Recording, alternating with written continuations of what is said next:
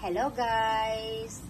Gagawa tayo ngayon guys ng barbacoa al horno. Ribs o costillas kung tawagin dito. Pakukuluan natin guys ito ng pakukuluan hanggang sa lumambot. Kailangan guys ay lutong-luto siya. Tapos, ang agwa, lalagyan natin ng sal y pimienta. 2 cubes o abi cream. Ayan. En una bandeja del horno guys, maglagay tayo ng un poquito de aceite de oliva. Ayan, olive oil. Y después, este es la carne. Ito guys yung karne na ating pinakuluan. Ahí, ya está fría. Y ahora, vamos a poner aquí. Así. Y la otra también. Sin cortar.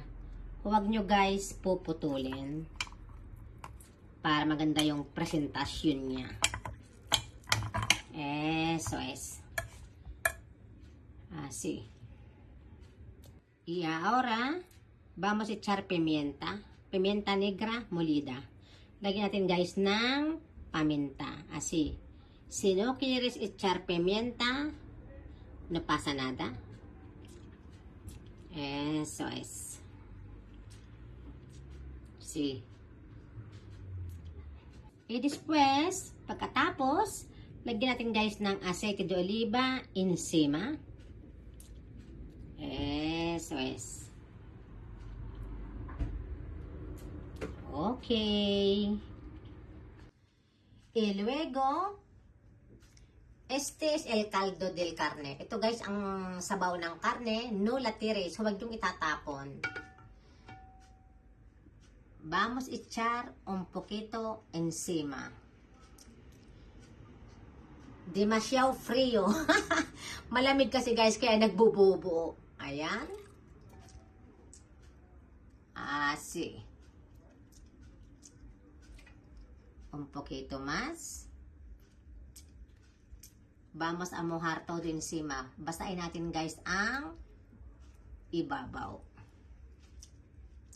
Okay. Ilagay natin sa loob ng horno.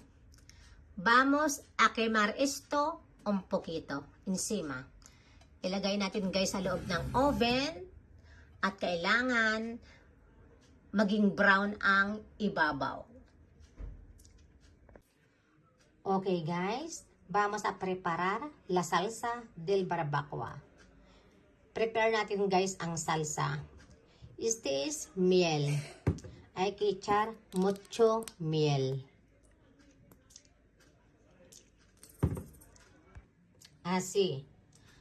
2 kilos de carne, medio bote de miel. Ok. Y ahora, el siguiente, ketchup. Vamos a echar ketchup. Eso es. La cantidad que quiera. Porque luego vamos a probar. Kahit gaano karami guys ang gusto nyo. Dahil mamaya ay ating titikman. Así es. Y después, un poquito de soya sauce. Konting toyo. Konti lang guys. Oops. Una cucharita de azúcar.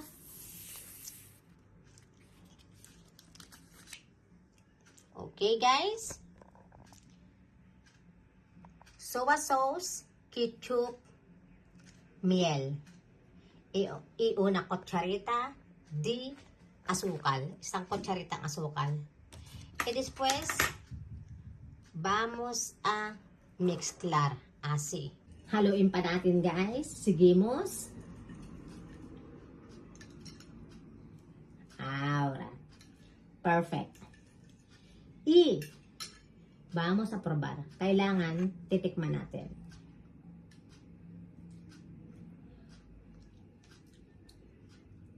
Perfect.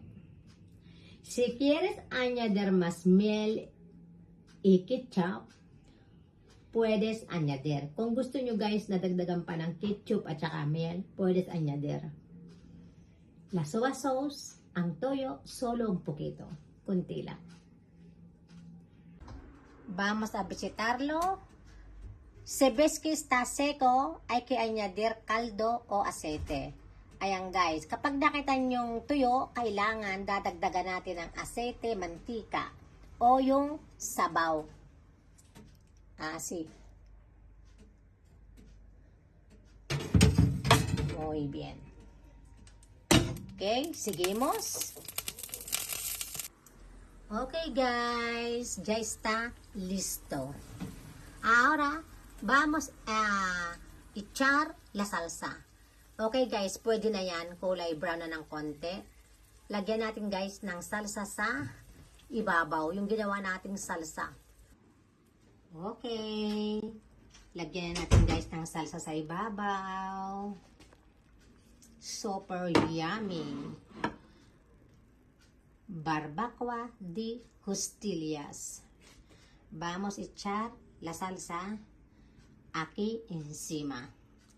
Ilalagay natin guys ang salsa nating ginawa dito sa ibabaw. Así. Vamos a mover un poquito más. Y ahora así. Y solo encima. Hay que cubrir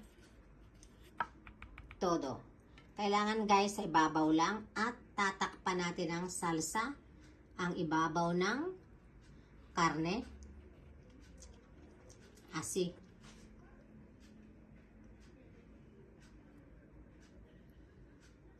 Hay que cubrir. Kailangan guys matakpan natin ang salsa ang karne. Ganyan. Pruébalo guys. Napakasarap niyan. Try nyo guys yan. Try nyong lutuin. Sobrang sarap.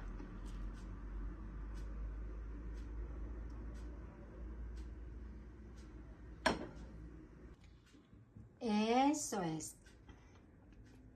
Así de fácil. Diba? Napakadali lang guys. Y vamos a devolver dentro del horno. Ibabalik natin guys sa loob ng oven para ito ay ating ikimar.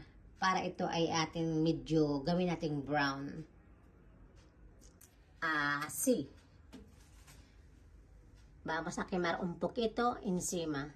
Ating medyo sunugin ng konti ang ibabaw. Pero si no quieres quemar, no pasa nada. Así puedes comer también. Pwede nyo rin kainin guys ng ganyan na. Ayan guys. Tapos na ang ating barbacoa de costillas. Super yummy and delicious. Try guys. Try nyo guys na magluto nyan. Napaka sarap. Thank you so much guys for watching.